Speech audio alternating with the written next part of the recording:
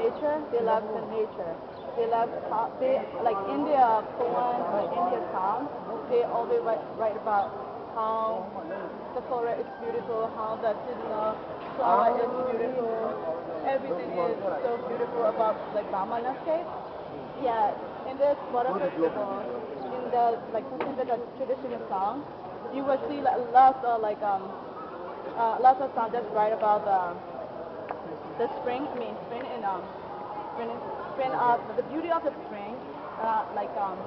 and the seasonal flowers. And they just mix with the beauty of the water festival. So everything in song is about the beauty of the season, the flower, and the beauty of the ladies who dance, who dance on the stage. Yeah, everything about the nature is combined with the beauty of water festival. Yes, another one is we also sing about the song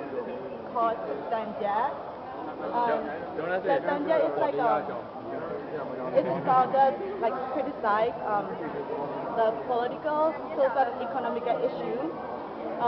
like in a straight way and sometimes in a joke way. Did you think that it's a satire song? That it is kind of like I can say it's like a rap sound in classical music. Yeah, this is really great song. I mean,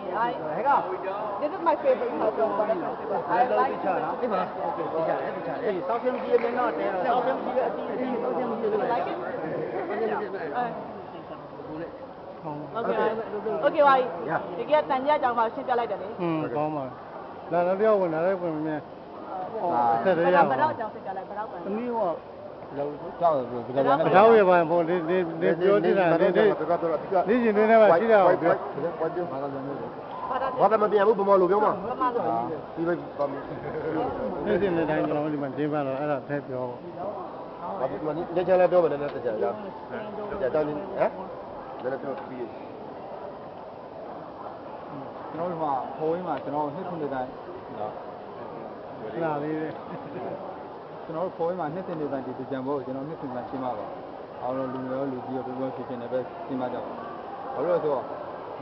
မြန်မာနိုင်ငံကနေပြီးတော့ကျွန်တော်ဒုတိယနိုင်ငံဖြစ်တဲ့ထိုင်းဝင်ကြတယ်ထိုင်းမှာလည်းဒီလိုပဲနှစ်စဉ်တိုင်းကြံဘောကိုဘယ်လိုရှင်းနေဆင်နေကြပါသူတတိယနိုင်ငံဖြစ်တဲ့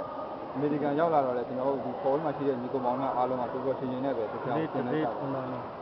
ကလေးထုံးတယ်နေမလို့ပြောကျွန်တော်တို့ကလေးထုံးတယ်မှာပါပဲဘယ်လိုရှင်းနေပါလဲနှစ်စဉ်တိုင်းကျွန်တော်တို့ရှင်းပါကြပါနောက်တစ်ယောက်ကလာဟာဒီကျန်းဝင်။ညဝင်။ပြောပြော။ဘာလို့ပြောလဲအင်းလည်းပြော။ကျန်းနင်းရင်ထဲမှာရှိတာပြော။ရှိတာတကယ်နဲ့ပတ်သက်ပြီး။ဒါနဲ့လွတ်ပြောဒီကျန်းဆိုတာဘလူတွေပေါ့ဘာပြောအောင်လဲ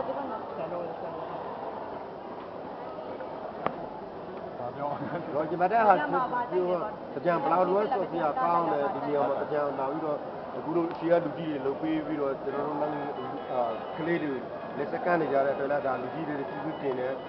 တကြံဆိုပုံပေါ်ပြီးမှပြောပြအရင်ကောင်းတဲ့ပွဲတော်ဒီမှာပါတယ်ဒါကြောင့်မလို့ကျွန်တော်တို့တွေကဒီမှာတကြံလမ်းဝါတော့အမေကြီးလွမ်းပြီမယ်လည်းပဲအတိုက်တာလာပါသေးတယ်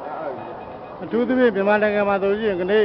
ခုနပါလို့ဆိုတော့ဒီတန်ကြက်တို့ပါလို့ဆိုတာခေတ်ဆက်ဆက်ကရှိခဲ့တယ်အခုပိတ်လိုက်တယ်ဒါကိုကျွန်တော်တို့ကအလွမ်းပြေဒီမှာပြန်ပြီးလုပ်တယ်ဒီဟာလိုပြန်ပေါ်ပြတယ်